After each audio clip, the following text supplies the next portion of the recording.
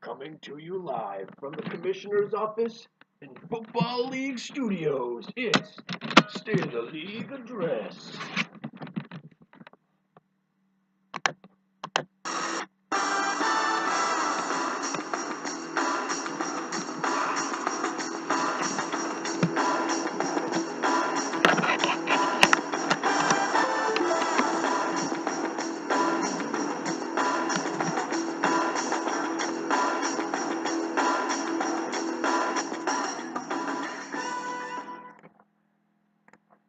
Ah, it's SOTLA, State of the League Address, week number 9.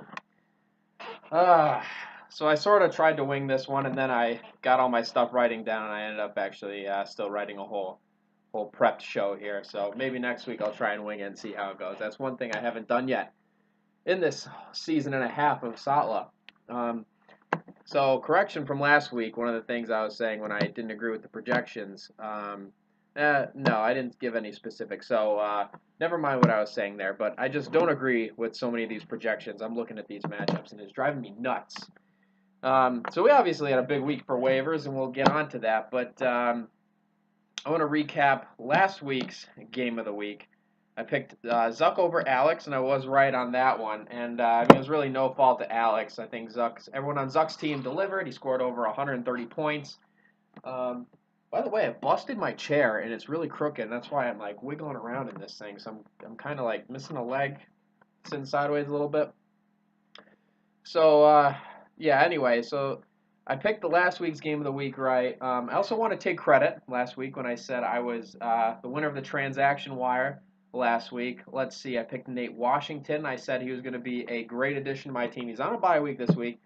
However, he scored 13.4 points last week. He got a touchdown. I want to look at the other picks. I hope nobody doubted me because Alfred Blue, who Luke picked up, had 39 rushing yards.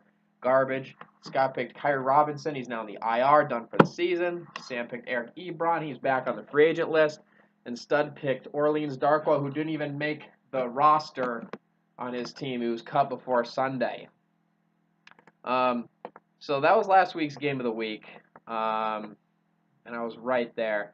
Now, let's move on to the paper bag team of the week because that was fun. Unfortunately, we saw a week where there was not a single close game. Everything was decided pretty much after the 4 o'clock games, and I think we saw on excuse the disruption, there was nothing that came out down to Sunday night game or Monday game night at that. But whenever you get doubled up, you're going to probably be on here for paper bag team of the week. I'm sure we're going to see this guy many more times. So the league leader, he had him in the matchup. He only scored 86 points, and Nick still got doubled up. So that was one of Scott's very few off weeks that he had. Luckily, he played Nick. Nick wins paper bag team of the week. This is probably like his 3rd or 4th one already. And I'm sure we'll be seeing him a few more times. I feel bad for Nick. I wish his team would just get a little bit better. When we look at transactions, I'm just going to take a look at these and not even prep for this. But Zuck wins, picking up D'Angelo Williams. I don't think that's a surprise to anyone. Taking a look here, Scott picked up Pierre Thomas, and it was funny because he skipped over the waivers on those right at 3 a.m. He was sitting there in the cruiser and just picking up players. So he picked up Charles Clay, Pierre Thomas, picked up Tevin Coleman. He saw what happened to Alex. When you don't have your handcuff running back, you're really screwed. So Scott picked up Tevin Coleman. So that'll really help his team. I see Alex picked up a bunch of no-namer guys. Sam picked up Kendall Gaskins, who is the 49ers' like 4th string running back. They're picking guys up from Walmart. They're walking into the store being, hey, you want to play for the 49ers? And no, half of them say. But luckily they found Kendall, who's luckily going to be suiting up. So he was working in the meat section in the Bay Area, and luckily they found a running back to play this week. And Sam picked him up on his team, but that's not going to go anywhere with that. We got Ryan picking up Jeremy Langford, I think, which will help his team. Unfortunately, he's got a tough matchup this week, which I'll get to. Stud picked up Malcolm Floyd. I do like that one. I also traded for Danny Woodhead. We all know that Keenan Allen is out for the rest of the year, so somebody in that offense who scores a lot of points is going to get a lot more touches. I'm hoping it's Danny Woodhead. Obviously, Stud thinks it might be Malcolm Floyd. we'll have to wait and see. I think there's a lot to be had there on that team. Sam picked up Vernon Davis also. No surprise there. I knew that Sam's Broncos were picking up a tight end. He saw what happened with Julius Thomas. He's hoping for the same thing right there. And then scrolling up through the rest of it, nothing really to add for transactions, but it's obvious. We all knew since Sunday afternoon that Zuck at the #1 waiver was going to win this week, picking up D'Angelo Williams.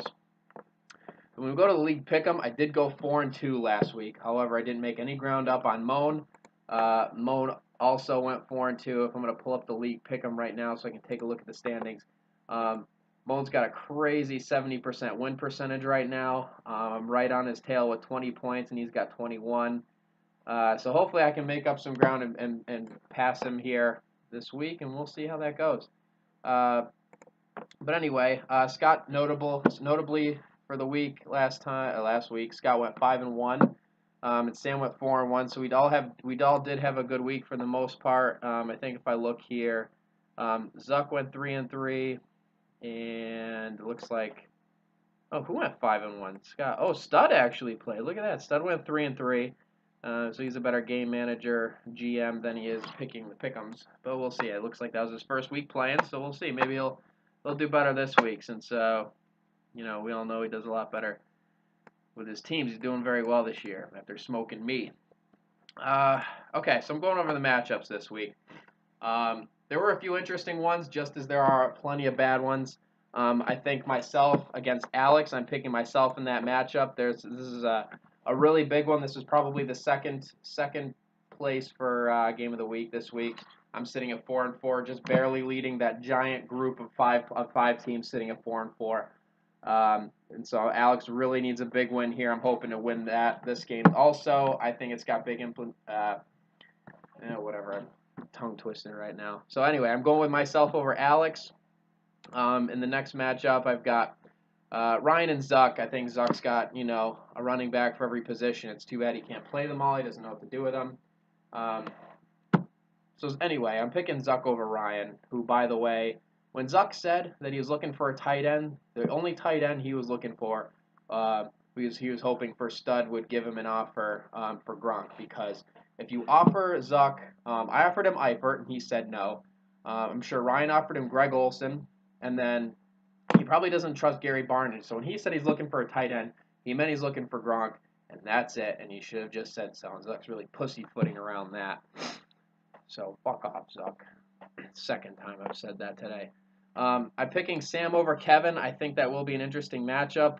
Actually, that's not true, because Kevin can't even field the team. I wanted to pick Kevin really bad for some reason, but he's got like 3 empty spots. He's got no backup tight end. I don't even know what he's doing. He's still got Julius Randle on his team. So Kevin, right now you're in the front running for paper bag team of the week for next week, because I don't even know if you're going to have empty slots come Sunday.